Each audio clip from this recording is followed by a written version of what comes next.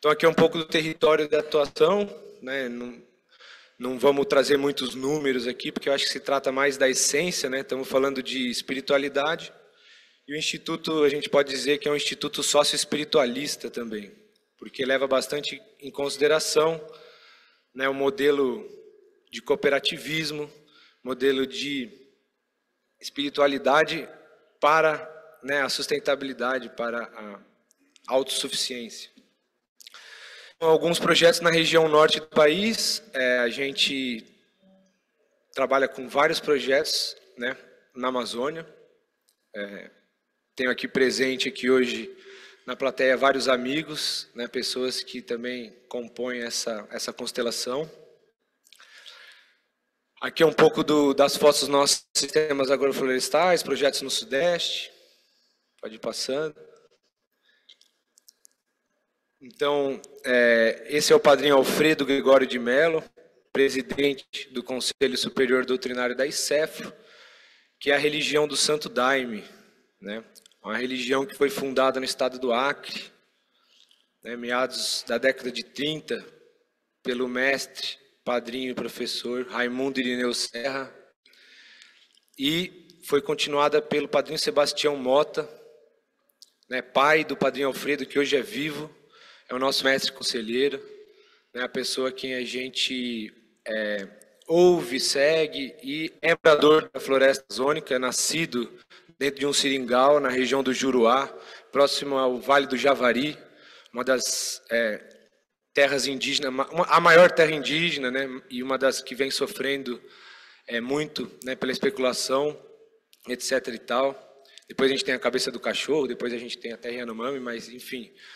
E é uma história muito enriquecedora. Essa é a comunidade Vila Céu do Mapiá, então esse é o nosso templo, é a Catedral Rainha da Floresta, fica na Vila Céu do Mapiá, um exemplo de empreendedorismo comunitário. Então, aqui no Instituto Nova Era a gente tem essas duas linhas de frente muito fortes, espiritualistas.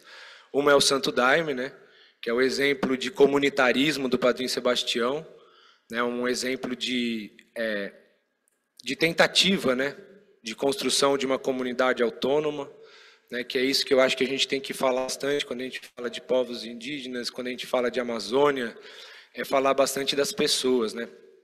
Eu fico muito feliz de poder estar participando aqui com pessoas tão graduadas e com trabalhos tão, né, exemplares, como Imaflora, como o IDESAN, a quem eu me refiro muito, mas trago sempre ali, né, alguns apontamentos, como no caso, né, os povos originários, que protegem tanto a floresta, mas a gente sabe às custas do quê, né?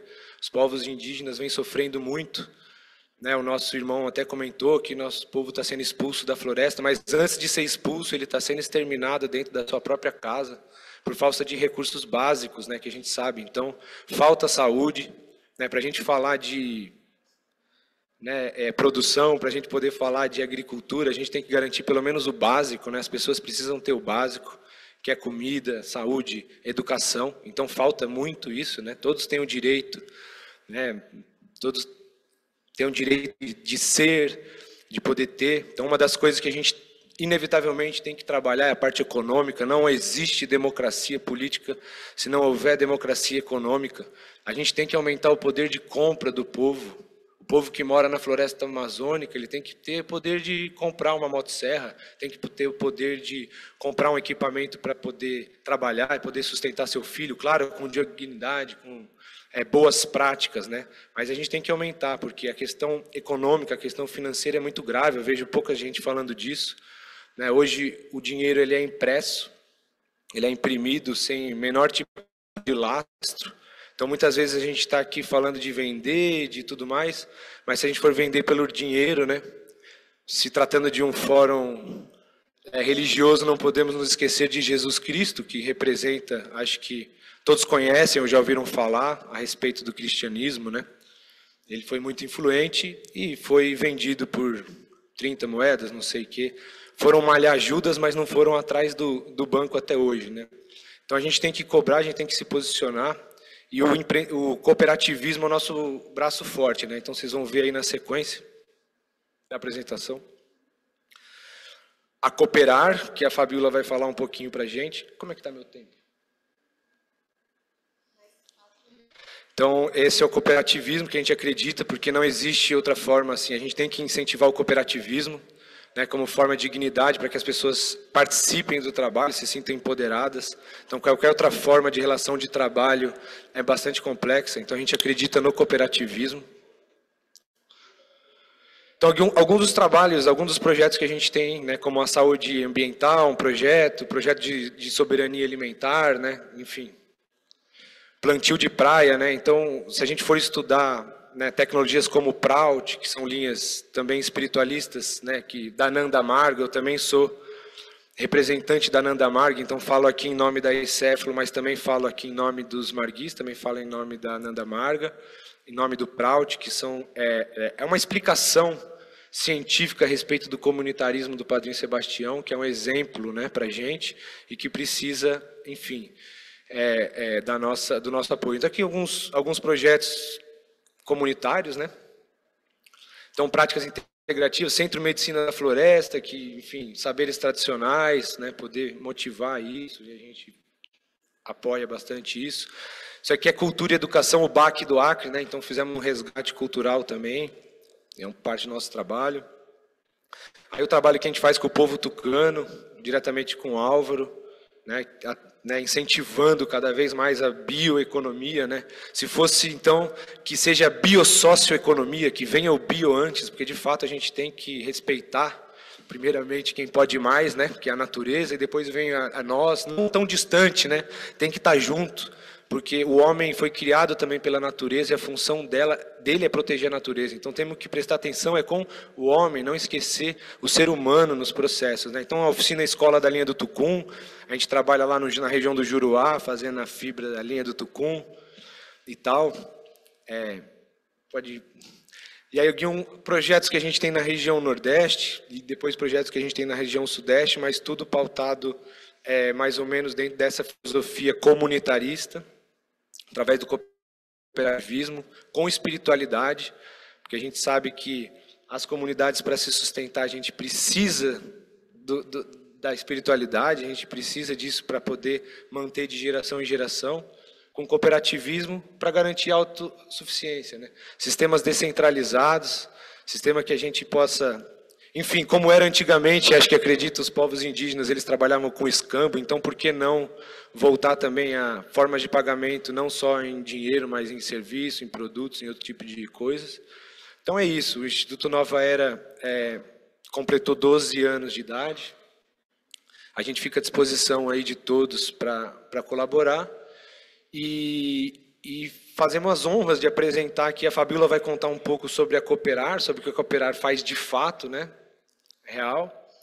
E amanhã vai ter a apresentação do Fernando, meu padrinho, meu professor, junto com a equipe que está aqui, a comitiva, vão apresentar um pouco mais sobre a religião, de fato, do Santo Daime, que é a grande inspiradora do Instituto Nova Era e vem cumprindo um papel super importante aí no Brasil e na Amazônia. Então, muito obrigado pela oportunidade de estar aqui. Desejo muito sucesso ao G20. Espero que o G20 considere, né, a questão da descentralização na tomada de decisões. A gente já viu que o modelo de decisão global não funciona. A gente tem que empoderar os povos, a gente tem que empoderar os menores, a gente tem que dar valor para os pequenos núcleos, para que a gente para que a gente possa valorizar as pessoas. Porque se a gente não conseguir aumentar o poder de compra do trabalhador, a gente vai sofrer por uma superinflação. É sempre os menores que vão sofrer.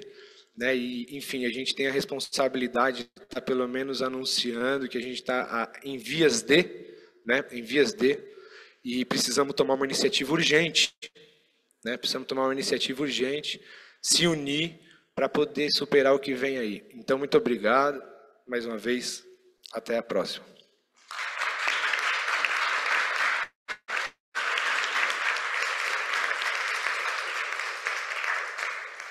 Obrigada, Vinícius.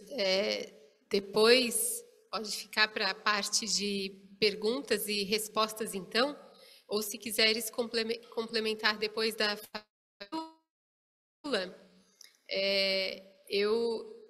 pode ser então depois dela. talvez até ela possa endereçar isso na fala dela,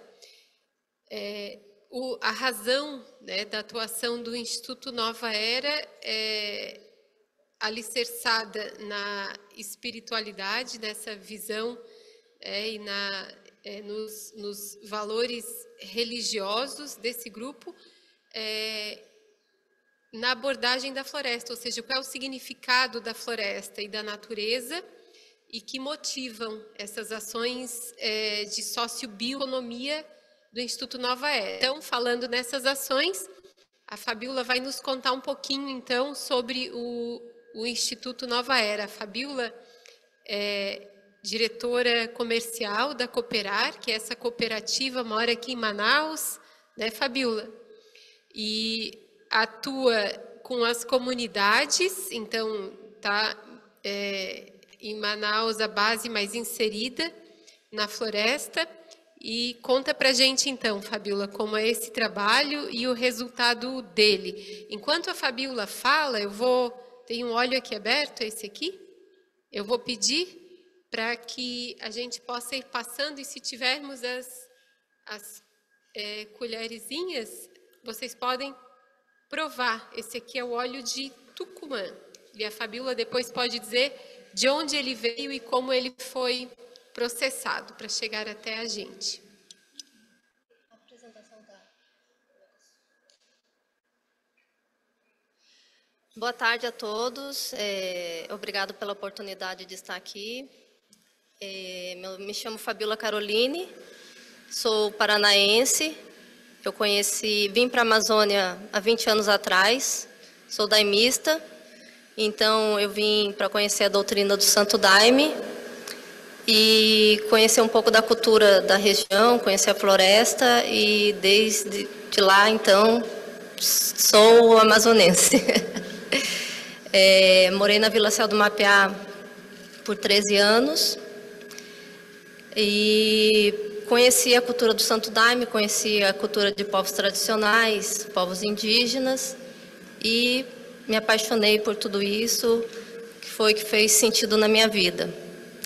A cooperativa é uma cooperativa agroextrativista, fundada, pode passar aí, na Vila Céu do Mapeá, como o Vinícius colocou aqui, né? Fundada por Sebastião Mota de Mello, um grande líder religioso da doutrina do Santo Daime, que amanhã vocês terão a oportunidade de conhecer um pouquinho mais dessa história. É uma pessoa muito espiritualista, comunitária, cooperativa, que inspirou a criação da cooperativa. Outra pessoa super importante nesse contexto da Cooperar é Francisco Corrente, conhecido carinhosamente como Tio Chiquinho, que foi o grande precursor da expansão, né, do cooperativismo ali na região do Médio Purus. A cooperativa surgiu para levar bens de primeiras necessidades para a Vila Céu do Mapeá, porque é uma região distante da cidade mais próxima, Boca do Acre, cerca de 6 horas, 12 horas, às vezes até um dia, dependendo do rio, né? Então, quando está muito seco, isso se torna muito difícil e as coisas se tornam muito caras lá. Então, a cooperativa surgiu com o intuito de melhorar a vida dessa população. E o Tio Chiquinho, né, viu a necessidade também de ter um braço produtivo, porque a floresta é muito rica. Ela tem muita biodiversidade, como vocês viram aqui na primeira sessão. Então, a gente começou também a produzir os alimentos e a produzir também para comercializar. Pode passar. E, desde então, a gente vem cada vez mais procurando se qualificar, levar para essa população conhecimento e, através da bioeconomia, melhorar a região. E hoje a cooperativa ela já atua em 3 municípios do estado do Amazonas: Boca do Acre, Pauini e Lábrea. Pode passar. A gente é formado por 5 núcleos produtivos de cacau. Um núcleo produtivo de oleaginosas, castanha, tucumã, buriti, e um núcleo produtivo do manejo madeireiro comunitário dentro da Vila Céu do Mapiá, que é a nossa matriz. E dentro da cooperativa hoje a gente tem tanto os povos daimistas, como os povos tradicionais da floresta, indígenas. Então a gente está ali misturado já com várias culturas, né? E o nosso bem comum ali é a conservação da floresta, é o desenvolvimento sustentável, é a geração de emprego, de renda, e em busca de uma vida melhor para essa população. Então, esse mapa aí demonstra, né, como a cooperativa surgiu ali, onde está a logomarca da cooperativa, surgiu ali na Vila do Mapiá, e de lá se expandiu. Hoje a gente já atua em mais de 1.000 quilômetros de rios, são mais de 490 associados, né? Então, e dentro de flonas, reservas extrativistas, terras indígenas. Essas são imagens da diversidade cultural que a gente tem da cooperativa. E o modelo é a gestão democrática, como toda cooperativa é. A gente tem uma agroindústria localizada no município de Boca do Acre, o qual a gente produz esses produtos que estão aqui na mesa, né? Então é o que é o nosso ponto de encontro dos cooperados, é onde a gente faz cursos e aonde chegam os produtos também para o escoamento, né? Seja em matéria-prima ou seja para beneficiamento na agroindústria. A imagem dos nossos produtos, a gente vem buscando também agregar valor, né? Não só vender o óleo em grandes quantidades, mas também vender na embalagem final, porque isso gera mais renda, né? Então a gente consegue ter um faturamento melhor e cada vez mais investir, né? E ter esse retorno para o produtor.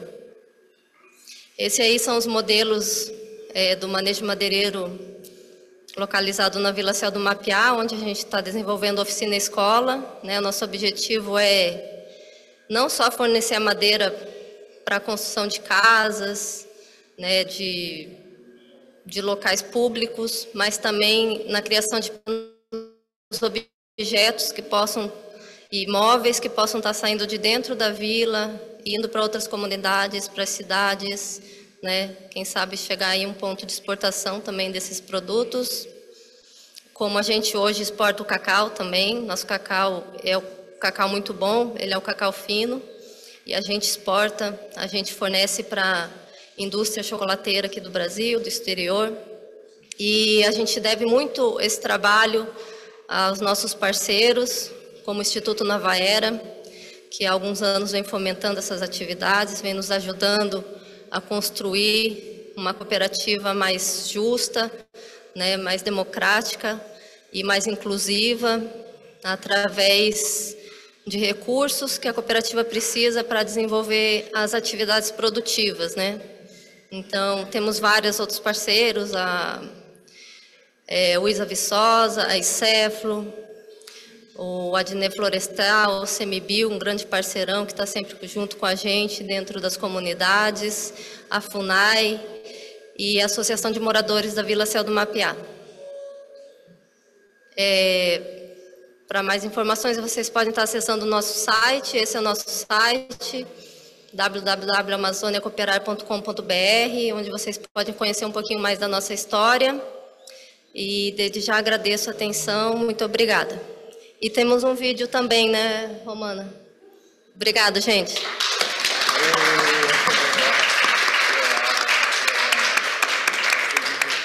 Obrigada, Fabiola. Ela falou do cacau, né?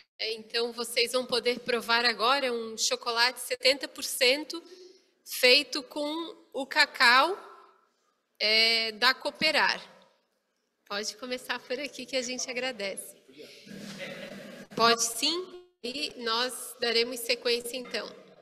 Um detalhe, o plano de manejo madeireiro da Cooperar é dentro de uma floresta nacional, um dos únicos em Brasília que é um plano de manejo da comunidade.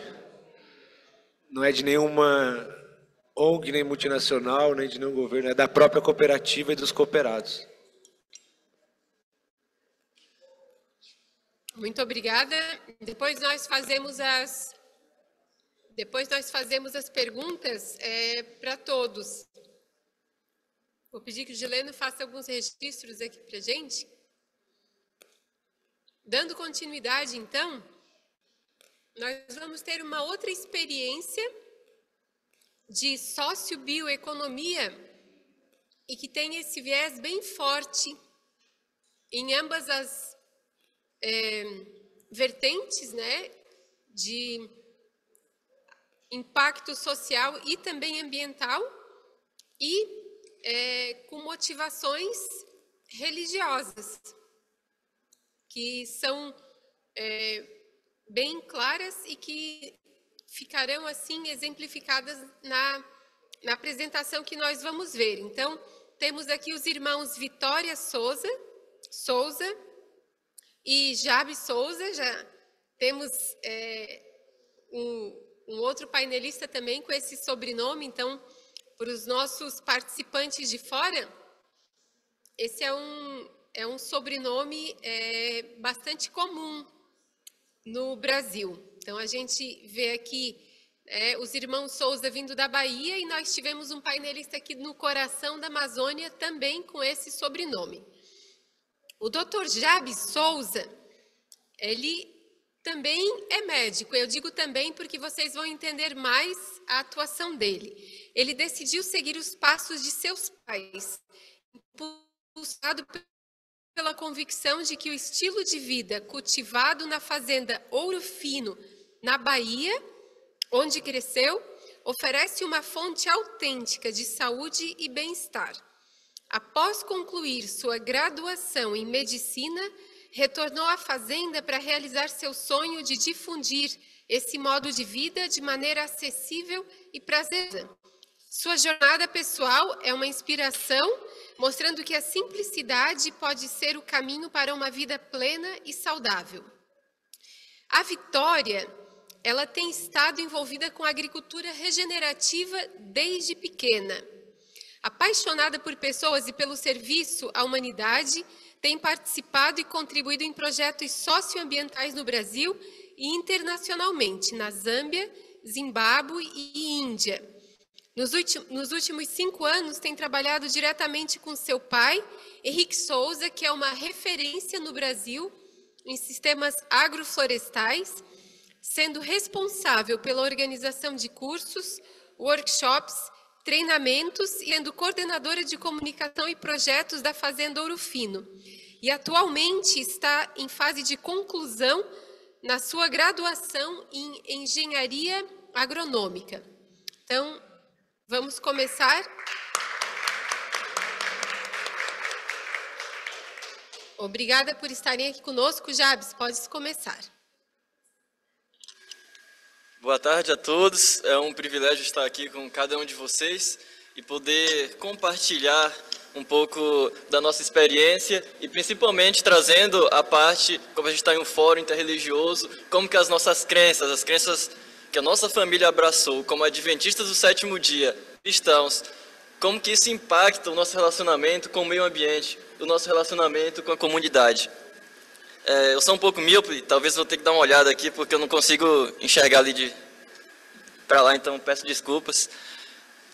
Então, de que maneira as nossas crenças religiosas, elas afetam a natureza e geram um valor social? E é sobre isso que a gente vai conversar agora. E pode passar para mim, por favor? Eu vou fazer aqui o sinal. E eu só queria trazer um pouco o contexto que a gente não pode deixar de considerar a respeito de que estamos vivendo um grande problema. E esse problema ele é resultado das nossas próprias ações. Eu trouxe só aqui a capa de um estudo que mostra a respeito da saúde planetária, as mudanças climáticas e a relação com a medicina do estilo de vida. Quais são os desafios e as oportunidades. E aí está a grande área que precisamos atuar. Para vocês terem noção, provavelmente todos vocês já conhecem disso, mas os estudiosos, os cientistas, eles trazem de que todo o ganho que a gente teve nos últimos 50 anos a nível de desenvolvimento econômico, desenvolvimento a nível biológico, a nível de ciência farmacêutica, em 2050, esse suposto ganho a gente vai perder. Por quê? Por causa do impacto desse desenvolvimento que considera as ações com o meio ambiente e social. A expectativa de vida, a gente fica feliz, a expectativa de vida aumentou a expectativa de vida e a qualidade de vida abaixou. As pessoas estão vivendo mais, mas vivendo mais doentes, vivendo mais desconectadas. E isso vai piorar se a gente não atuar. Mas hoje é o tempo de atuar e eu quero mostrar para vocês de como as nossas crenças religiosas, elas impactam a nossa ação em relação ao meio ambiente. E como cristão, aqui no Brasil, a porcentagem é em torno de 70% a 80% das pessoas se intitula cristãos. Então a gente não pode desconsiderar o impacto que os cristãos têm a nível de preservação e cuidado do meio ambiente. E também, mas precisa ter uma mudança de mente, inclusive até de compreensão de qual é o meu dever como cristão com o meio ambiente, com as pessoas, com a sociedade. E aí isso me traz em mente o plano original, que está revelado em Gênesis. Como cristão, como adventista do sétimo dia, a Bíblia é a minha base de crença. E foi daí que meus pais, eles tiraram todas as ideias e eles tiraram o plano para onde eles iam viver, aonde eu estabelecer a casa, como que eles iam criar os filhos, como que eles iam desenvolver o trabalho social. Eu queria convidar vocês a conhecer um pouco sobre esse plano. Pode passar. Isso envolve identidade. A gente está vivendo um momento da sociedade que as pessoas estão perdendo a identidade. A gente não sabe mais o que é família, a gente não sabe mais como se relacionar com a natureza. E as pessoas estão crescendo sem saber quem eu sou. E a Bíblia traz uma resposta para isso. E isso, meus pais, eles conseguiram passar para a gente. E eu estou aqui por isso. Eu decidi para a fazenda porque essa identidade que meus pais eles chegaram a essa conclusão e que eles educaram a gente acabou impactando a minha vida. E eu queria que vocês prestassem atenção em Gênesis 1, o capítulo 26, o versículo 26, que aqui eu acho que traz a verdadeira identidade do ser humano na perspectiva cristã. E disse Deus: façamos o homem à nossa imagem, conforme a nossa semelhança, e domine sobre os peixes do mar, e sobre as aves dos céus, e sobre o gado, sobre toda a terra, e sobre todo réptil que se move sobre a terra. E criou Deus, pois, o homem à sua imagem, a imagem de Deus o criou, homem e mulher os criou. E se a gente segue a leitura, fala que depois Deus os abençoou e falou, sede fecundos e multiplicai, e povoai a terra. E aqui vocês podem ver papai e mamãe ali, juntos, conversando ao redor de uma área, e essa foto me emociona, porque tudo começou ali. E eu falo assim emocionado porque eu sei que eu sou fruto dessa história, que isso é real, que a família tem valor, que a gente tem que valorizar a família, não pode esquecer disso. E eu sou assim mesmo, tá? Não tem problema não. Então, a identidade, como a gente compreende isso que significa o domínio? Por muito tempo, essa compreensão de um domínio, da ideia de que para você dominar, você tem que subjugar, você tem que explorar. Isso, na verdade, não é o que Deus está querendo dizer aqui. O nosso exemplo de Senhor, de domínio é o de Jesus Cristo, que é Deus encarnado aqui entre nós, que Ele esteve aqui na terra. E quando Ele esteve aqui, a gente pode ler, por exemplo, em João 13, Ele falou: olha, eu sou o Senhor, e eu como Senhor, eu me coloquei como servo, eu estou lavando os pés de vocês, para vocês aprenderem de que o verdadeiro domínio é serviço, é você cuidar, proteger. No livro de Mateus 20 também está escrito que Jesus falou: olha, os governantes da terra, eles exercem autoridade, eles obrigam as pessoas, mas entre vocês não será assim. Quem querer ser o maior, esse seja o servo de todos. Porque o Filho do Homem não veio para servir, mas não veio para ser servido, mas sim para servir e dar sua vida em resgate de muitos. Então, esse é o verdadeiro significado de domínio. Não é um domínio que você vai destruir, não é um domínio que você vai subjugar as pessoas, que você vai sair acabando com tudo, vai derrubar a floresta, que você vai obrigar os povos originários a fazer do jeito que você acredita que tem que ser. Mas é um domínio de cuidado, de proteção, de liberdade. Pode passar?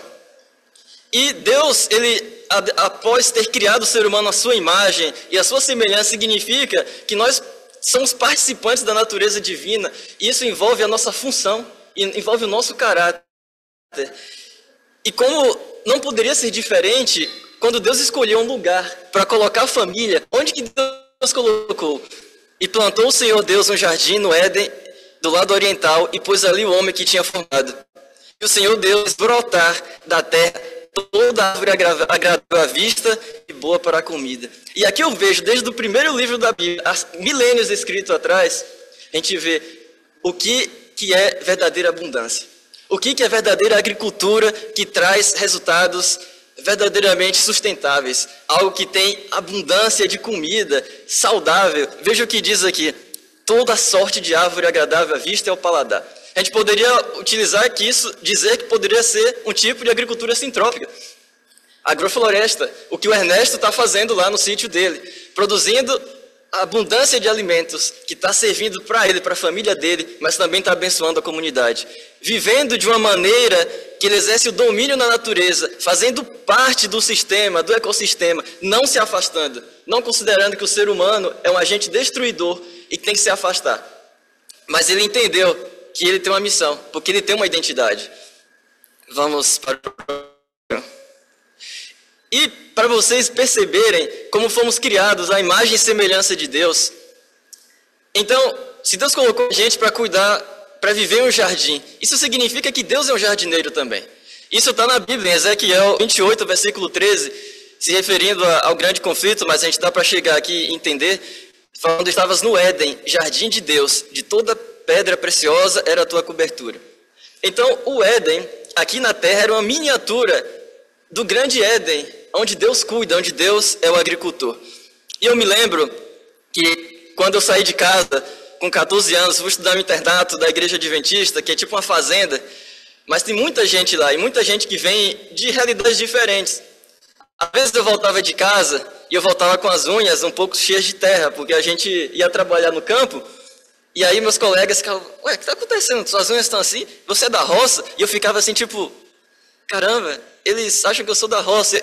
Isso me fez questionar.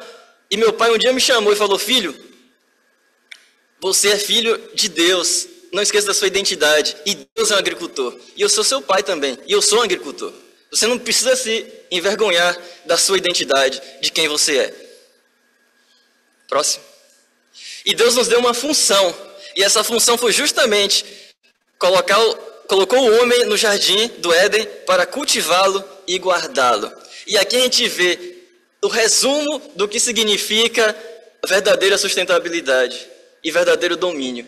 Cultivar e guardar. Então o homem foi inserido nesse sistema. Ele não estava à parte. Como filho de Deus, participante da natureza divina, ele tinha que participar também da missão divina, de cultivar e guardar esse jardim, esse domínio que Deus lhe concedeu. Então, em resumo, fomos criados à semelhança do Criador, na forma e no caráter e nas funções. Agora eu queria, só para a gente refletir um pouco em relação qual é o nosso papel nesse momento que estamos vivendo, em que a gente nota um distanciamento tão grande em relação a esse plano original de Deus.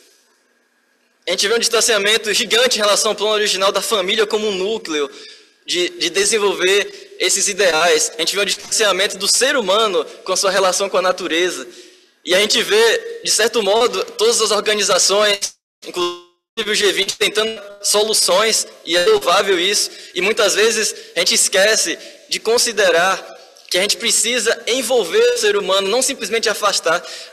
As soluções que hoje se propõem, algumas delas, é justamente por causa dessa falta de consciência, dessa falta de identidade. Então você precisa construir os parques nacionais, você precisa construir as divisas, você tem que limitar, por exemplo, até aqui você pode desmatar, porque se você deixar, acabam com tudo.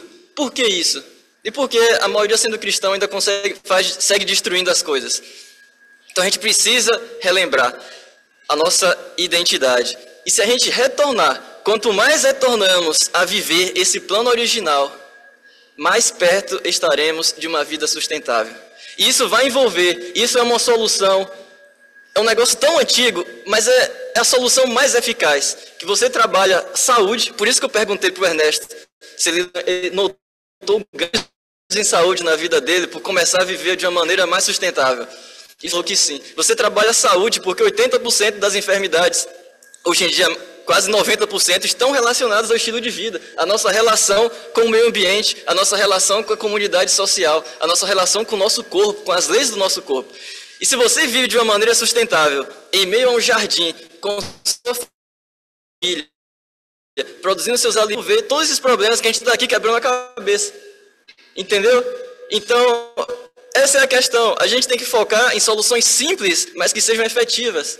E a gente tem que focar no núcleo familiar. A gente tem que empoderar essas famílias. Eu pego aqui o Vinícius falou. Não adianta nada a gente ficar falando, mas a gente tem que empoderar, dar oportunidade para que eles se desenvolvam, que eles aprendam novas técnicas que sejam sustentáveis, para que dessa maneira eles consigam viver esse plano que Deus deu.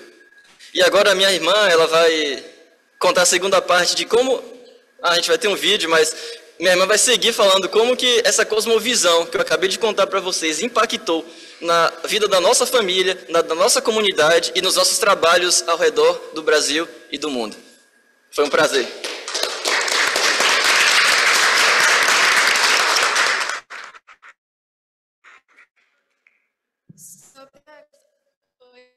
Boa tarde. Só para contextualizar esse vídeo, o nosso pai é certamente uma das nossas maiores inspirações nas escolhas que a gente tem feito. E a gente quer dar oportunidade a vocês de ouvirem a voz dele e ouvirem um pouco dele, por que a nossa família seguiu nessa direção. Então, esse vídeo curto vai trazer essa perspectiva.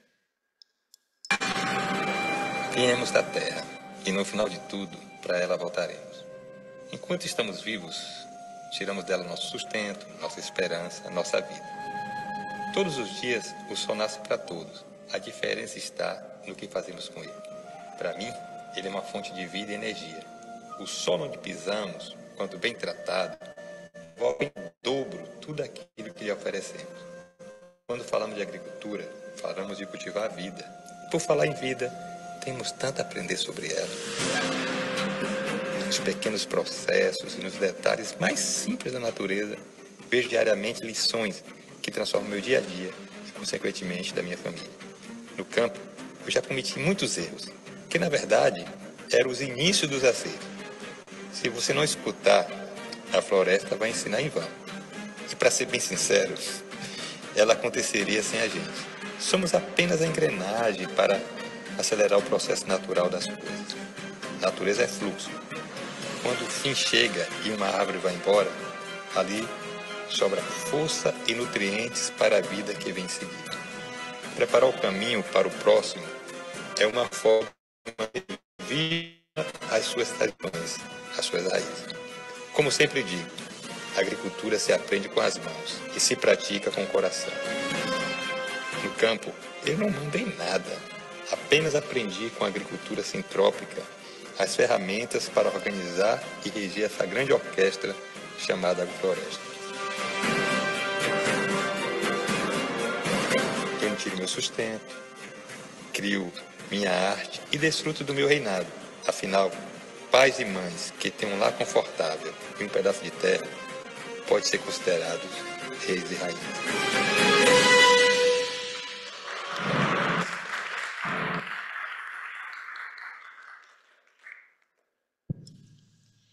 Bom, é com tamanho privilégio que agora eu vou apresentar um pouquinho para vocês a Fazenda Ouro Fino. Um caso de sucesso que principalmente inspirou nós, os filhos do Henrique e da Rose, a seguir esse legado que eles iniciaram há 30 anos. E eu vou estar passando algumas fotos aqui para vocês conhecerem um pouco da nossa fazenda, da nossa história, da nossa casa. Então, essa aqui é a nossa família. Atualmente é meio difícil a gente ter foto de todos juntos, porque cada um está num canto, de alguma forma disseminando os conceitos e as sementes que a gente recebeu lá na fazenda. Mas essa foi a mais recente, e estão faltando 2 irmãos aí. Nós somos 6 filhos. E nós somos os frutos da abundância que a floresta da Fazenda Ouro Fino produz. Acredito que nós somos os frutos que os meus pais mais se orgulham. E essa foto aqui representa como começou. A gente tem ouvido aqui na discussão bastante sobre a preservação da natureza, mas em muitos cenários no nosso país a gente já não tem mais o que preservar. É necessário regenerar, é necessário reconstruir o que já foi perdido, o que já foi destruído. E no nosso caso não foi diferente. Os meus pais iniciaram em um terreno super degradado. A exemplo dessa foto, aí mostra bastante o contraste entre o que hoje é a fazenda vizinha e a nossa, que foi reflorestada, mas de uma maneira produtiva. Então, pode passar. Aí a gente traz um pouquinho dos primórdios, quando as coisas começaram, e mostra por que essas raízes são tão fortes no nosso coração. Durante toda a construção do que a Fazenda Ouro Fino é hoje, nós, os filhos, fomos envolvidos no plantio, na restauração, na recuperação dessas áreas degradadas, e isso foi parte, inclusive, da nossa educação. E foi tão forte que, à medida que as áreas foram progredindo e foram se desenvolvendo, o nosso caráter também foi sendo formado, os nossos princípios, os nossos valores. E as raízes foram tão fortes e tão marcantes que a gente continua. Apesar de termos voado, ainda estamos ligados e conectados e envolvidos com esse legado. Acompanhando o crescimento de forma ativa, mas também contemplando, aprendendo e vendo como que a gente pode dar atenção a isso. Pode passar. Eu gosto muito dessa foto. Essa sou eu, colhendo rambutão, é uma das minhas frutas preferidas. E para mim é especial, porque representa uma das árvores que a gente fez parte do processo de plantar, ver crescer, cuidar e depois colher do fruto. E esse é só um dos diversos frutos que a gente colhe na nossa agrofloresta. Pode passar. Aqui tem um pouco mais do que a gente tem colhido. Eu trouxe aqui para vocês fotos que eu tinha no meu celular que demonstra o nosso dia a dia mesmo. Numa tarde, a gente saiu e aí voltou de um passeio na agrofloresta com esses frutos. Aí a gente tem castanha da Amazônia, tem mangostim, tem abacate, tem rambutão, tem tangerina, tem cana. E foi só uma porção de um passeio à tarde. E para a gente, isso tem um valor muito grande, porque é uma personificação materializada do sonho que os meus pais tinham de criar uma família que tinha subsistência e autossuficiência alimentar. Pode passar. Então, a gente colhe desde o feijão que está no nosso prato todo dia, até os artigos de mais luxo que a gente consome também. Por exemplo, a castanha do Brasil, que o feijão é um ciclo bem curto de 60 dias e a castanha de até 15, 20 anos. E a gente participando desse processo. Pode passar. E aqui é mais uma foto que representa isso, né?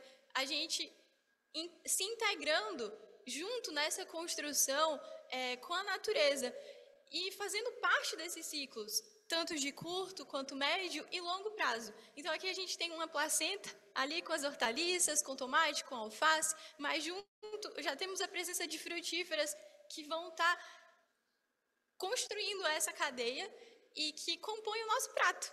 Então esse foi o princípio inicial do sonho dos nossos pais, prover a nossa alimentação e que a partir disso a gente tivesse segurança alimentar.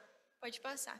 E aqui está uma representação de uma área em seu clímax já, né?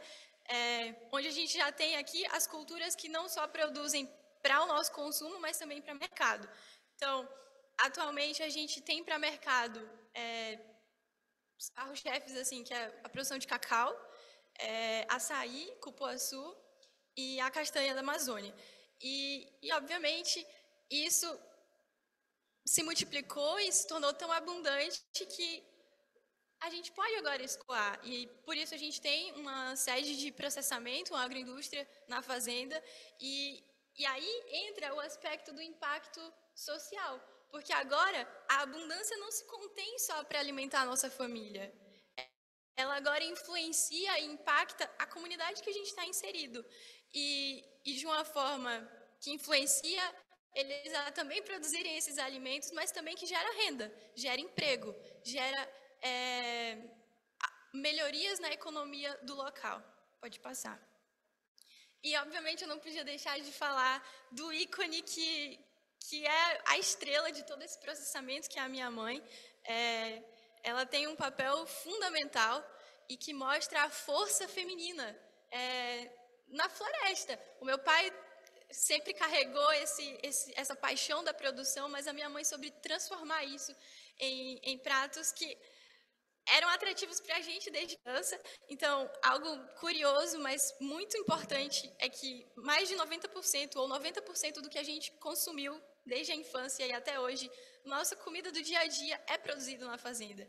E a minha mãe tinha que reinventar essas matérias-primas, como a mandioca, o inhame, a batata, o feijão, para tornar isso atraente para a gente e nutritivo também. E a partir disso, ela foi desenvolvendo receitas e produtos que agora também vão para o mercado. Pode passar. E aí, a gente vai expandindo esse nosso círculo de influência. Então, se vocês repararam, no início da minha apresentação, eu falei que eu estava convidando vocês para um passeio na nossa casa. E quando a gente estava crescendo, a gente sempre recebia curiosos e visitas, e a gente se perguntava, o que essas pessoas estão vindo fazer aqui? Tipo, né? A gente mora no meio do mato, o que as pessoas querem ver aqui? E quando eu fui crescendo, eu percebi, porque existe algo ali muito rico, e que pode sim impactar, influenciar e abençoar a vida de outras pessoas. E foi a partir disso que a gente começou a abrir a fazenda para treinamentos, cursos, workshops, não só da parte técnica dos princípios da agricultura sintrópica e agrofloresta, mas também do estilo de vida, da forma como isso tem impactado a nossa saúde, a nossa qualidade de vida. Pode passar. E aqui está só mais uma representação prática de quando as pessoas estão lá e elas vivenciam o nosso estilo de vida junto com a gente e saem também com essa sementinha da abundância no coração. Pode passar. Mas vivendo todo esse processo e esse estilo de vida, eu lembro que o meu pai sempre enfatizava esse conceito na nossa cabeça, que o limite da nossa casa não estava da cerca e da porteira para dentro. Assim, a gente cresceu nitidamente com o conceito de que a nossa casa era, sim, a floresta. O quarto e a construção civil em si era o lugar que a gente passava menos tempo. Mas ele insistia em nos mostrar que o limite da nossa casa não era só ali, não era só a fazenda, da porteira para dentro. E aí eu quero mostrar agora para vocês, puxando para esse aspecto social, quais que foram os limites da nossa casa que foram se expandindo em nossas atividades durante esses anos. Pode passar. Então, a gente está sediado em Jaguaquara, que é no bioma da Mata Atlântica, ali no sudoeste da Bahia. E com o tempo a gente foi percebendo que aquelas técnicas de abundância e aqueles princípios de abundância precisavam ser experimentados e vividos em outros biomas. E o meu pai tem uma atração muito forte pelo semiárido, pelo bioma da Caatinga. E aí a gente adquiriu uma propriedade lá na Bahia também, nesse bioma, onde a gente também começou a desenvolver uma área agroflorestal que comprovasse que é possível, sim, seguindo as leis e os princípios da natureza, construir, restaurar e resgatar a biodiversidade e a abundância. E eu amo muito essa foto, essas duas fotos, porque foram tiradas do mesmo local, com 2 anos e meio de uma para outra. E já mostra aí a restauração que está ocorrendo nessa terra degradada, num bioma onde há muito pouco acesso à água e recursos naturais. Pode passar. Então, o limite da nossa casa foi se expandindo. A gente saiu do bioma da Mata Atlântica, foi para o bioma da Caatinga, e a partir dessas tecnologias e essas provações práticas do que a gente foi desenvolvendo, a gente viu de que era possível abençoar mais gente que estão inseridas nesses contextos. A partir disso, oportunidades foram surgindo, e se eu começasse a falar do trabalho que o meu pai desenvolve, que envolve 30 anos, eu ficaria aqui até a noite. Mas eu vou focar nas experiências que eu tenho tido, seguindo os passos dele, seguindo o exemplo da minha família. E esse aqui é um que mexe muito comigo, porque a gente tem mencionado aqui povos originários, e esse é um projeto que eu tenho desenvolvido no Piauí, no Quilombo Lagoas, e é com comunidades quilombolas, e a gente tem desenvolvido com eles quintais agroflorestais. E tem sido algo muito especial, porque o que eu vi dar certo, agora eu posso trazer e não ensinar, mas construir junto e ajudar a empoderar essas pessoas a fazerem por elas mesmas algo que às vezes só precisa de incentivo, sabe? E de mostrar de que é real, é possível, é tangível. Então, tem sido um projeto muito especial que a gente tem desenvolvido em parceria com o Instituto Luz. Pode passar. Aqui é um exemplo de um quintal agroflorestal em uma dessas comunidades, na comunidade do Calango. E aqui a gente tem diferença só de 2 meses, quando a gente começou a implantação e no período chuvoso, em dezembro do ano passado. E aí essa foto foi tirada no final de janeiro, já com os primeiros plantios, e junto aí a gente tem já as outras espécies que vão continuar e vão compor esse quintal agroflorestal, que tem como objetivo trazer maior segurança alimentar para essas famílias. Mas, como eu falei, e é algo que eu vou reiterar, os limites da nossa casa não estão só aqui no nosso país, não estão só até alcançar outro estado, também alcançam outros países. Porque onde a família, nós somos o mesmo povo, uma família.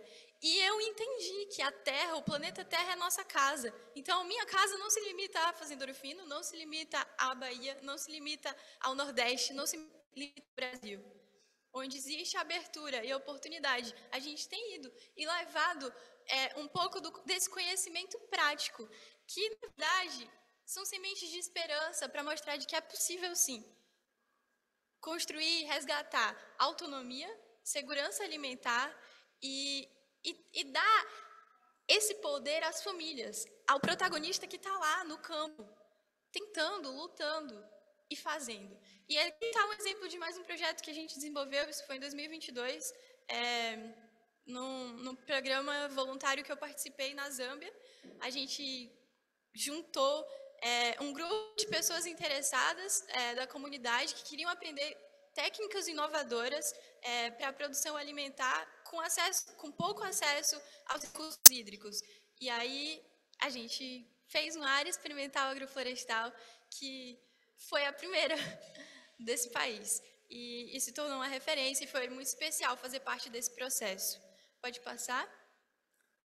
Aqui é outra experiência. Esse aí foi no Zimbábue, e é interessante. Porque a Romana falou que eu sou médico, mas eu gosto de falar que eu sou 90% agricultor e 10% médico. Mas não tem nada a ver, as coisas são juntas. Eu falo que saúde se planta.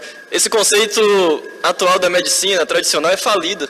Inclusive, até nas ações que a gente vai para esses países de fora que tem grandes problemas sociais. Você joga um bocado de remédio, um bocado de tecnologia, mas você não resolve o problema.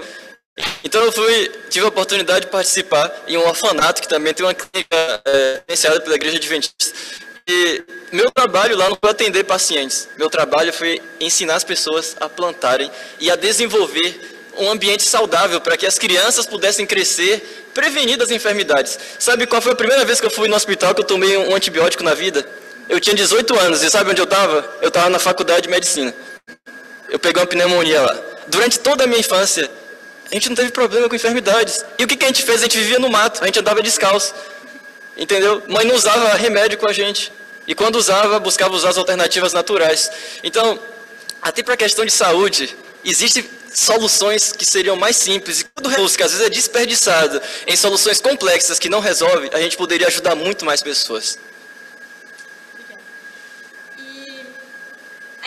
Isso é algo que realmente o nosso coração arde, porque a gente se sente muito privilegiado de ter crescido tendo essa oportunidade de viver desfrutando do plano original, que o Jabes mencionou anteriormente. Mas eu acredito, do fundo do meu coração, que não é só para poucos privilegiados esse estilo de vida, mais pessoas podem ter acesso. E há muitas famílias que estão no campo, comunidades rurais, que vivem e não enxergam o valor e a dignidade que há em morar no campo. E por isso tem um estigma tão pesado que as crianças, os adolescentes crescem com um anseio gigantesco de, assim que tiver a oportunidade, sair de lá para viver em condições subhumanas na cidade. Então, a gente tem aproveitado as oportunidades que nos têm sido dadas para levar essa paixão para crianças, jovens, adolescentes e adultos, para resgatar a dignidade e o valor da vida em harmonia com a natureza. Esse aqui é o último exemplo que eu vou mostrar de uma das experiências que mais marcou para mim na Índia, onde a gente também trabalhou com crianças que são da casta dos intocáveis, e para eles o campo tem uma conotação muito péssima, muito baixa, muito negativa.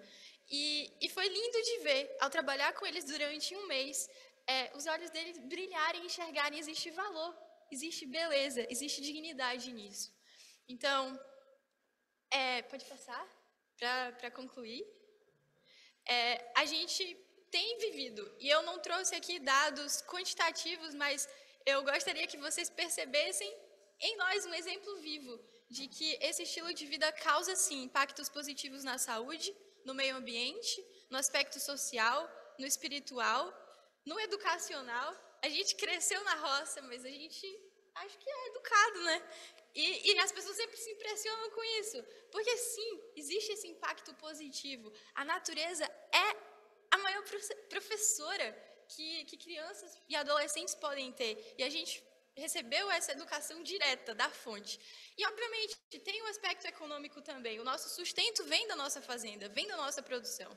E isso é o que sustentabilidade na prática é.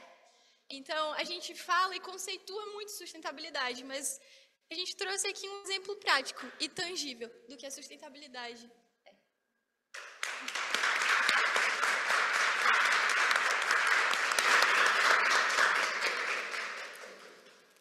Muito obrigada, Vitória, Jabes, Vinícius e Fabíola.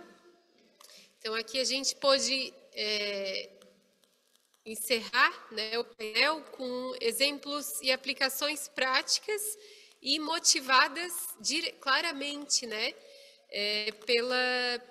pelas crenças, tradições e práticas religiosas. Então, agora eu gostaria de abrir para perguntas. Já temos um ali. E eu...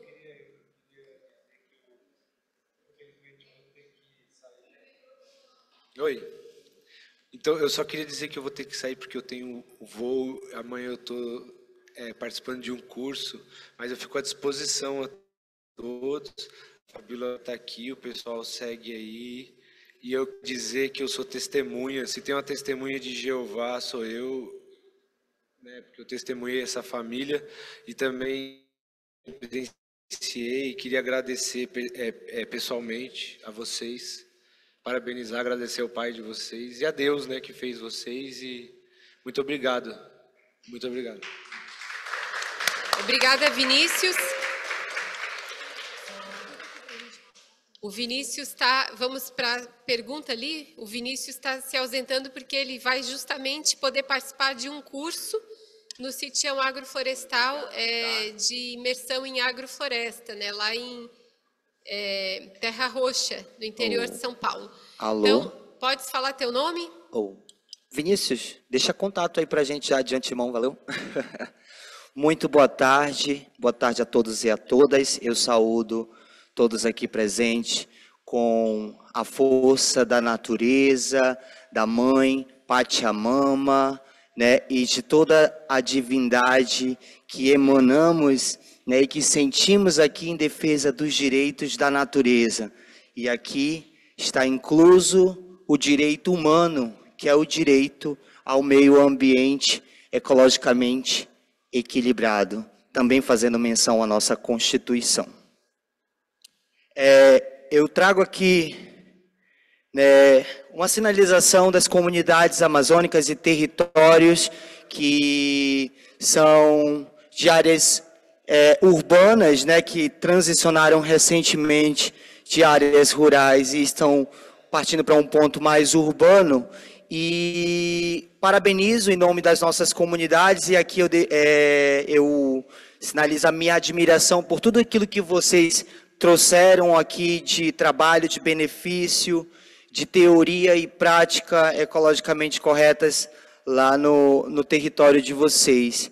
E pergunto, como que nós, comunidades amazônicas, nós lideranças jovens como vocês e que defendemos as pautas socioambientais e a justiça climática e fazemos o lobby pelo networking, pela formação de rede, a participação de redes de colaboração e engajamento mútuo para gerar impacto dentro dos nossos territórios e comunidades amazônicas, porque a gente vê que o mundo todo está observando, está refletindo e agindo em prol da Amazônia. Mas nós, amazônidas, cidadãos das comunidades, nós juventudes, que temos acesso a esses dispositivos, porque nós estamos em busca de conquistar, porque esse espaço não é dado a nós, nós temos que buscar e conquistar esses espaços.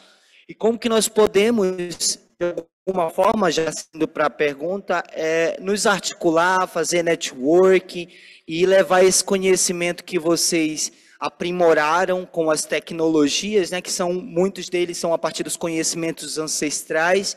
E aqui já fazendo lobby também, que sou membro de uma rede de entidades comunitárias e religiosas do território Encontro das Águas, e colocando à disposição nossas comunidades para receber a partilha desses conhecimentos. Então a pergunta fica, vocês têm algum dispositivo hoje que poderiam deixar? Olha, Mateus, lá no nosso site tem aqui, trabalhe conosco, lá na nossa rede tem esse espaço aqui, tem um edital novo, e aí já fica também a título de informação para todos que estão ouvindo.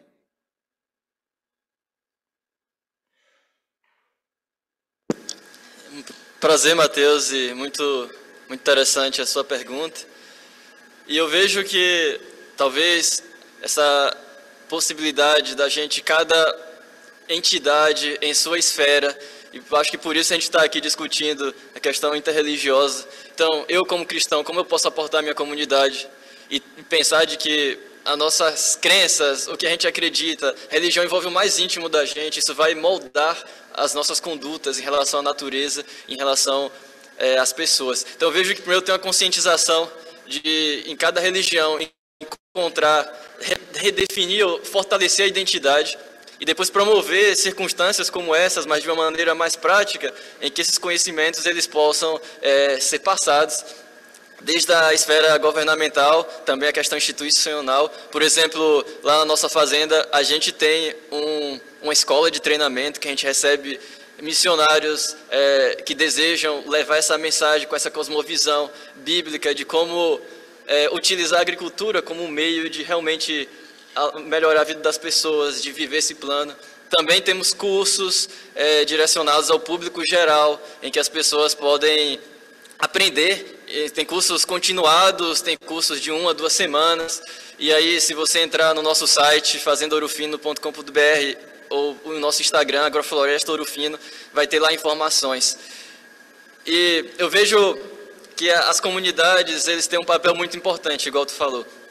E para isso, mas o conhecimento, por exemplo, o pai falou no vídeo aqui, de que quando você tem um conhecimento adequado das leis da natureza, esses processos da natureza de, por exemplo, reflorestação, que iam demorar anos, talvez 100, 200 anos para voltar, você consegue fazer isso em 5 a 10 anos.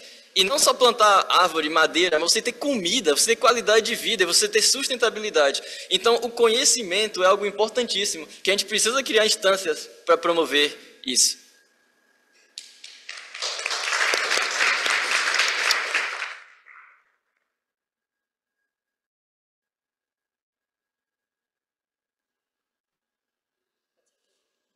Boa tarde a todos e a todas. Meu nome é Luiz Fernando, sacerdote de religiões de matriz africana. E parabéns inicialmente pela iniciativa e pelo trabalho que vocês têm feito. Quando a gente fala sobre o primeiro setor e fala também sobre a questão de poder comer bem, ter uma qualidade de vida, a gente tem alguns desafios impostos, né? A gente tem um problema de perseguição racial no país, a gente tem um problema de esses espaços ou essas crenças, às vezes em determinados momentos, questionados ou desqualificados ou perseguidos. Então, quando a gente fala sobre todo esse cenário que a gente vive, que tem uma parte histórica muito fundamentada na relação que vem de um grupo específico não presta, eu precisava fazer essa abordagem para poder entender que existe duas pessoas, as boas e as más, e elas independem de religião para fazer alguma coisa de bom funcionar. Então, daqui vai aqui o meu respeito pelo trabalho que está sendo feito. Mas a gente tem uma comunidade toda que eu particularmente não vi, que são as comunidades quilombolas, que estão inseridas na Amazonas e estão inseridas em vários lugares do país e que muito difícil chegam a ter esse acesso, né? E a gente teve as duas experiências e sabemos que o problema climático está exposto, principalmente aqui na Amazônia, que é um lugar que demorava para chegar a esse processo. Mas a degradação ambiental, todos os processos que a gente tem passado, esse processo está batendo na nossa porta agora sistematicamente. Então, os grupos do povos originários já sofrem uma barbaridade para poder garantir direitos, acesso à alimentação, à segurança básica sobre coisas, né? E as comunidades de terreiro e as comunidades de povos e comunidades tradicionais sofrem ainda mais por eles não estarem nem no radar desse processo, né? Então, eu acho que a ciência diz que nós somos 75% água e 25% massa, né? E é um processo científico. As religiões cuidam das folhas, a gente precisa das folhas, eu preciso do banho das ervas, eu preciso de uma série de elementos para que eu consiga, por exemplo... Querido, vou te pedir para tu falares um pouquinho mais devagar e mais alto, só para a tradução poder acompanhar. Ah, perfeito. Tá, desculpa. Não, perfeito. É verdade, desculpa. Então, eu acho que essas iniciativas são importantes, mas existe um grupo de pessoas no Brasil que fazem esse mesmo tipo de iniciativa com bem menos condições que vocês têm para executar. Então, eu acho que a proposta que vocês colocaram é uma proposta humanista, independente da religião, que é um processo individual de cada indivíduo, né? Então, acho que a coisa mais importante e o exemplo que vocês vêm trazendo para a gente é que a gente pode fazer coisas juntos e somar juntos. E a pergunta é saber se vocês têm alguma atividade relacionada a esses grupos que eu mencionei anteriormente. A pergunta foi se a gente tem alguma dificuldade. Só repete a pergunta, por favor, por gentileza. Se vocês têm algum tipo de trabalho com comunidades negras. Sim.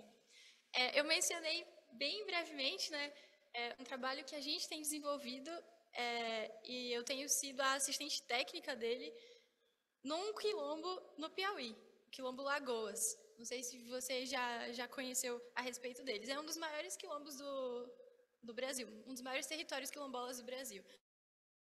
E isso que você falou é muito real. Eu tenho acompanhado essas famílias desde há 2 anos quase, e eu tenho visto o esforço, o engajamento de famílias que estão no anonimato, mas que têm um amor e uma paixão enorme por preservar, e eles estão no bioma da Caatinga, né? Por preservar aquele bioma, por tentar fazer com que gere mais recursos naturais ali, e assim, com pouquíssimo acesso a recursos, a conhecimento e acompanhamento técnico, mas estão sim com essa paixão e esse interesse de cuidar.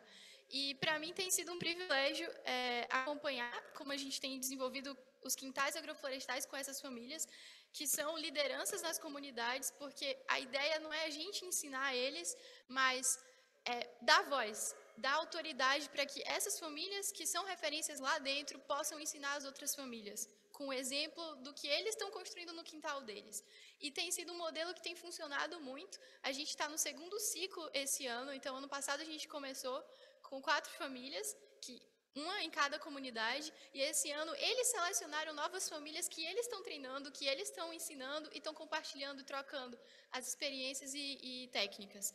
E tem sido muito especial fazer parte desse processo, porque realmente eu acredito que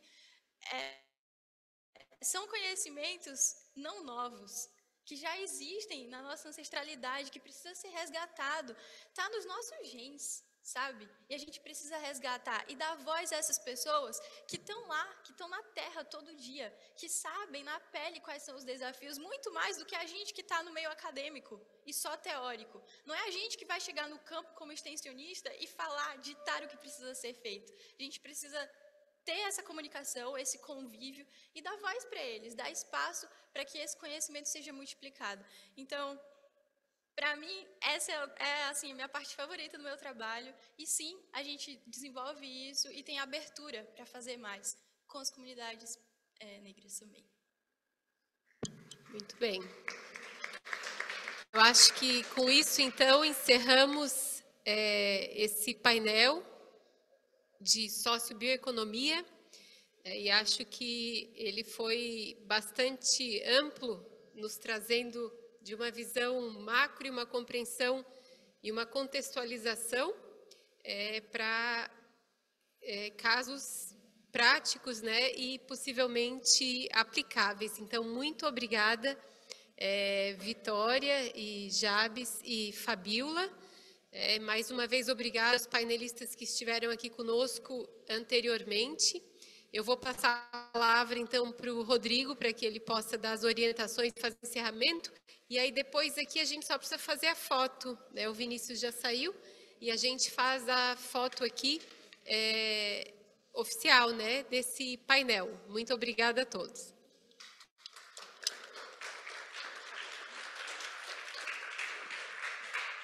Agradecemos a todos e a todas que estiveram aqui conosco nessa tarde, em especial aos nossos painelistas, às nossas painelistas. E queremos convidar vocês para os workshops de amanhã, né? Nós teremos aqui a partir das 9 horas da manhã, o primeiro sobre conhecimento indígena e direitos da natureza em resposta à mudança climática. E também uma palestra, não é, aqui com David Saperstein sobre o tema de meio ambiente, desenvolvimento sustentável e engajamento religioso. E depois a apresentação cultural, a religião Daime e sua conexão com a natureza. Então, fica o convite para as atividades de amanhã e do restante da semana que se encontram aí na programação. Muito obrigado, bom restante de dia a todos e a todas.